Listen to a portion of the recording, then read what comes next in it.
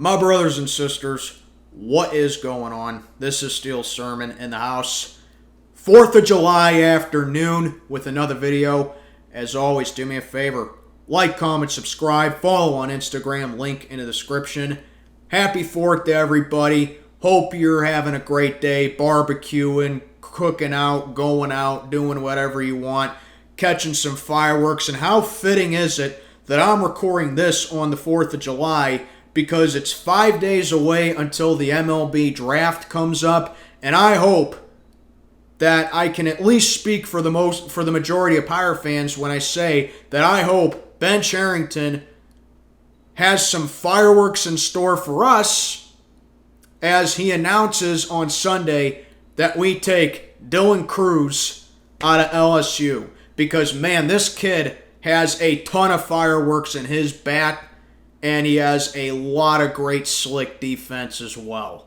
But let's get on to the premise of this video. For the second time in the last 3 seasons, the Pirates will be having the first overall pick in the draft.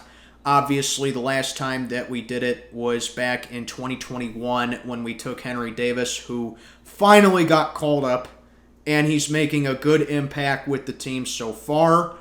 And now we get to have it again, as I guess that's one silver lining that we can have as Pirate fans with losing 100 games in back-to-back seasons and the phenomenal tank job that we've done. Of course, I say that sarcastically for those who can't detect sarcasm. But that's just what happens, man. We will be having the first overall pick in the draft on Sunday. 6th time in franchise history that we've done so. As before I get into my video, I'm going to talk about the previous first overall picks that we've had over the course of our franchise. And it only goes back to 1986, so 37 years. The Pirates have had all their first round picks in not even 40 years. So obviously you take a look at it. 1986, it was Jeff King.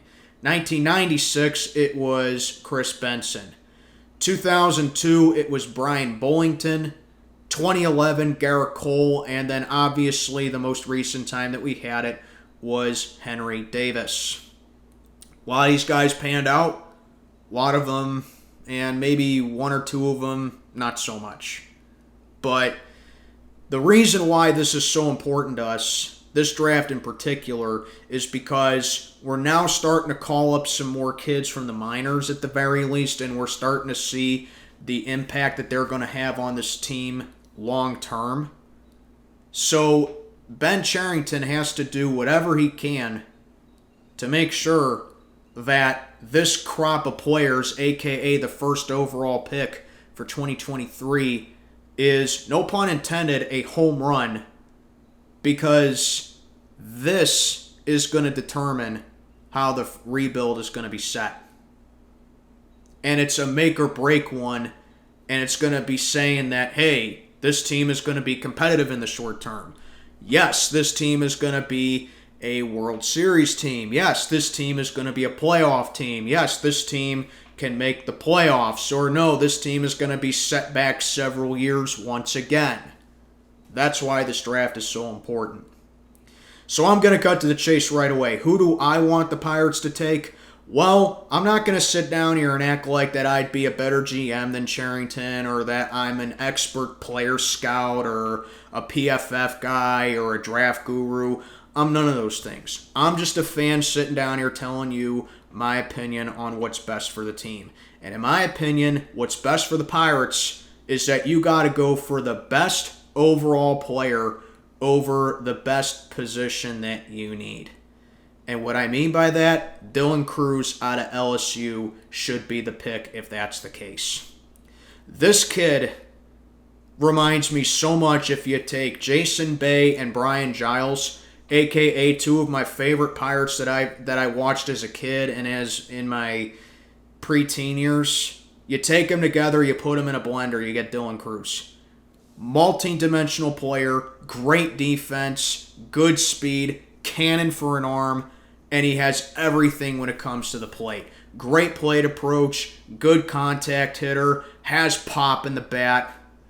And he's gotten so much high regards from his coach down at LSU. His coach has even said that he's probably the best player that he's ever coached in his years at LSU. So that tells you right there the kind of player that this guy brings to the table. And I think he's an immediate upgrade in outfield right there. So that would mean, hopefully, when it's all said and done and Dylan Crews is ready to be called up, you put him in center field right away. And instantly, the outfield looks much better. Hopefully. So, that's my opinion. I want Dylan Crews. But if you're going to go for the best positional player, then you go with the same school, but you get a different guy in Paul Skeens. Dominant right-handed pitcher, good stuff, good arsenal with pitches, and I think that he would probably be a good fill-in and a good answer for the 4th spot or the 5th spot because it has a lot of question marks moving forward in the future. But then again, that can always be issued with either a bullpen guy who's capable of being a starter, or you can snag a pitcher in the draft. But if you're looking for a guy who's MLB ready, a guy who's going to give you quality innings, a guy who can give you quality starts, and it can mean the bye-bye of Rich Hill and Vince Velasquez, then you got to go Paul Skeens. I would also accept Wyatt Langford out of Michigan State, I believe. He's another really good outfielder. But here's the main point of this video. You're only going to walk away with one of these 3 guys. I'll accept any one of these 3 guys. Any one of these 3 guys I'll be happy with. I would love any one of them. But it has to be one of those 3 guys. My main guy, though, is Dylan Crews. Because this doesn't apply to every team in a draft like it does in the NFL draft and the MLB draft, but it applies to some teams. You gotta go for quality over the best position that you need. And in the Pirates' case, we gotta go for quality. And you're gonna get a quality kid in Dylan Crews if we take him Sunday in the draft 1st overall. So, with all that being said, I'm just gonna give you my personal opinion about what the potential depth chart can look like for the Pirates should we take Dylan Crews. This is 2025, 2026, depending on how you look at it, what our potential core can be. Behind home plate, it's going to be Henry Davis and Endy Rodriguez. Bye-bye Austin Hedges. Bye-bye Jason DeLay. There's no ifs, ands, or buts about that. We don't have to suffer for Austin Hedges much longer because he's just a fill-in guy. But your catchers are going to be Henry Davis and Endy Rodriguez. We know that Henry Davis can play the outfield as well, but I'll get into that more. Your infield, Tamar Johnson at first base. Tamar Johnson's been grooming to play first base, and I believe that he's going to be the everyday first baseman. Maybe Carlos Santana can hang around for a little bit more, but I would say that Tamar Johnson would be there and Carlos Santana calls it a career or someone else takes him up. At second base, you got Nick Gonzalez. He's already made a good impact at second base since we called him up. He's driven in runs. He's been hitting the ball well. He can play good defense. You got to put Nick Gonzalez at second base. Shortstop, no question about it, is O'Neal Cruz. Barring the injury that he had, hopefully it's not a repeat and he can get put back in his natural position. He plays the middle of the infield well. I can see him play second base as well, but in my opinion, he has to play shortstop where he strives. Third base is heavily reserved for Ke'Bryan Hayes. I don't think anyone is arguing that. And then you got your outfield. Brian Reynolds is probably going to be moved to left field. We know that he can play left field, and barring his contract extension, I think he's probably going to want to play left field anyway, unless he absolutely has to play center. But then what would be the point of drafting Dylan Crews? But you got to put Brian Reynolds in left. Jack Sawinski, most likely going to be right field. Again, I said Henry Davis can play right field as well because that's what he did down in the minors. He was kind of a rotational guy as well. But if the logic comes in, Henry Davis is going to catch, And when Andy Rodriguez catches, you can either put Henry Davis in right or DH him. He's a very versatile guy, is just what I'm trying to say. But in my opinion, Sawinski is probably going to be your right fielder. And then Dylan Cruz is going to be your center fielder. No ifs, ands, or buts about that. Then at DH, very unlikely, but if McCutchen stays for a couple more years and retires a Pirate, in his late 30s like Pop Stargell did, I wouldn't have a problem with that at all.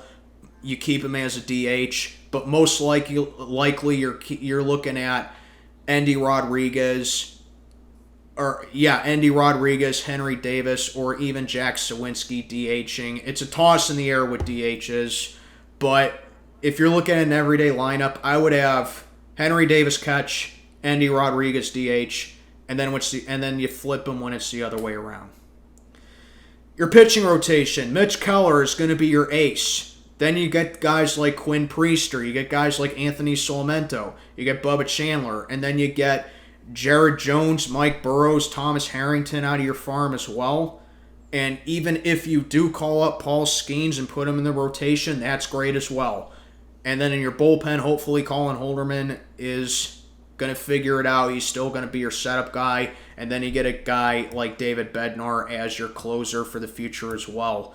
So really, the point I'm trying to make with all this is that Sunday is going to determine the rest of our lives and the rest of this rebuild as Pirate fans. And Ben Cherrington, you got to hit it out of the park. No ifs, ands, or buts about that, and no pun intended at all. But let me know what you think down in the comments below. Who do the Pirates take first overall in 2023? This is Steel Sermon checking on out for the day. God bless America.